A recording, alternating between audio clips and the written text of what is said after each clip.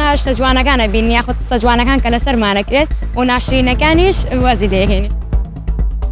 وەکو سەرچاوەکی داهات نەمتوانی پشت بە یاریەکەم ببەستم وەکو حەزێکی خۆم. توانم بەڵێنی نازناوی گەورەتری پێ بم.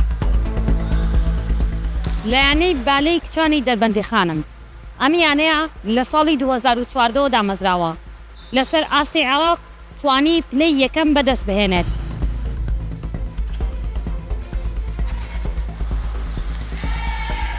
دلێر ئەحمەد ناسراوم بە کاپتن دلێر ڕاهێنەری بالەی یانەی وەرزشی دەربەندی خان. ئەوەی ڕاستی بێت ئێمە زیاتر لە 9 مانگ بۆ 10 مانگە لەخۆ ئامادەکاریان بۆ پاڵەوانێتی شاباتی بۆ شاباتی عێراق کە بڵێن لاوانی عێراق بە سوپاسەوە بۆ اتحادی بالەی عێراق کە ئەو متمانەی بە ئێمە بەخشی بتوڵەکە و پاڵەوانێتەکان هێناوە نێو شارەکەمان و نەوەی هۆڵەکە ئێمە ئەمە وای کرد کە ئێمە ئەو هەلا بقۆزینەوە و میواندارێکی باش و بەڕێزانە بکەین لە تیپە بەشداربووەکان و توانیمان نازناوی پاڵەوانێتەکەش بە خۆمان دەستەبەر بکەین. وەکو ڕێگری و بربەست هەنێک لە یاریزانەکانم پۆلی 12 بوون ئەمە بوو بە هۆکارێک کە وەکو پێویست لە تەمرینەکانیان نەیانتوانی ئامادە بن. بەڵام سپاسی یەک بە یەکی خانەوادەکانیان ئەەکەم کە پاڵپشتێکی باشی بوون بۆ کچەکانیان کە هاانیان ئەدان لە یاریەکانە ئامادە بن و بۆ خۆشیان زۆر جار لەم هۆڵەدا خراوە وەکو هاندەرێک لەسەرەوە هانی کچەکانیان ئەدات. من جەوەلی یاریزانی بالەی کچانی دەربەندی خان بە ماحوت بۆ 8 ساڵە بێ من یاری بالە ئەکەم بۆ ماوەی 5 ساڵ یاریم کرد لە یانەی دەربەندی خان و دوای ئەوە ڕۆشتمە یانەی سەنحاریب بۆ ساڵێک یاریم کرد ئەوێ و دوای ئەوە گەڕامەوە بۆ نادەگی خۆم. ڕاستی بربەست زۆرە یەکەم بربەست خواندنە و دوایەوە بربەستی تریش هەیە قسەی ناخۆشتان و توانج تا ڕادەیەکی زۆر هەیە بەڵام تر خۆی وەرزشوانیش کە ناوی لێنرا وەرزشوان نابێ بیر لە ئەو شتانە بکاتەوە یاخود گویان باتێ. ئیتر ئێمە تەنها شتە جوانەکانە بین یاخود قسە جوانەکان کە لەسەرمانەکرێت و ناشرینەکانیش وازی لێهێنی.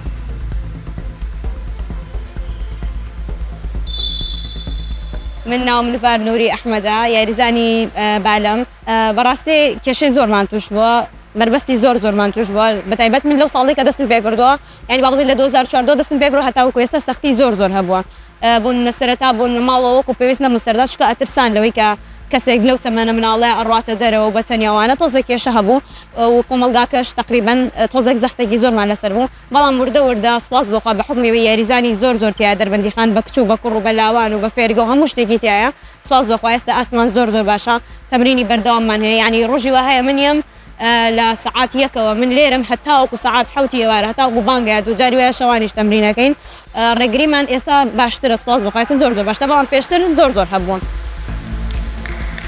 سەرچاوەکی داهات نەمتوانی پشت بە یاریەکەم ببەستم وەکو حەزێکی خۆم وەکەوەی کە ئەمەوێ ئاستێکی باش پێشکەشکەم بەشدارم و یاریەکەم و بەرداوم.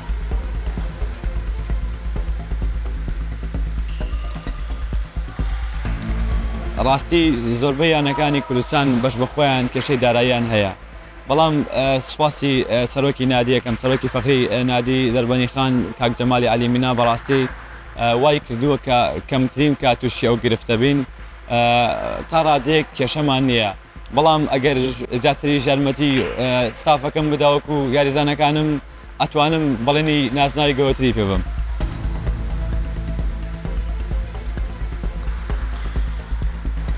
دوای ئەو ئەنجامە باشەی کچانی یانەی دەربەندی خان توانیان پێشکەشی بکەن هەر یەک لە یاریزانان بارەحامید و دیاوەلیت لەگەڵ ڕاهێنەری یانەکە هەڵبژێردراون لەسەر ئاستی عێراق نوێنەرایەتی عێراق بکەن